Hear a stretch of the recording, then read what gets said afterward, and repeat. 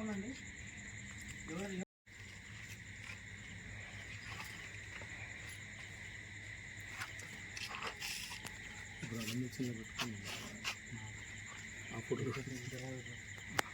కొంచెం వెహికల్కి ఇక్కడ రా పెడతారా మోసుకొని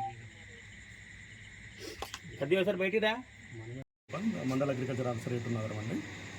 ఈరోజు మాకు వచ్చిన ఇన్ఫర్మేషన్ ఆధారంగా ఆక్లవారి గణపూర్ ఏటున్నగరంలో ఒక 273/1 ఆ ఇంటి నెంబర్ గల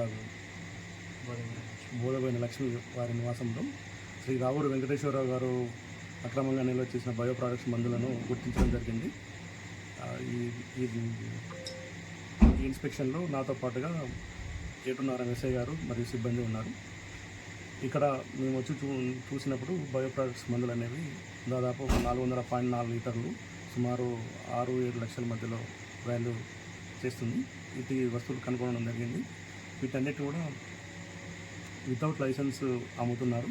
కాబట్టి పోలీస్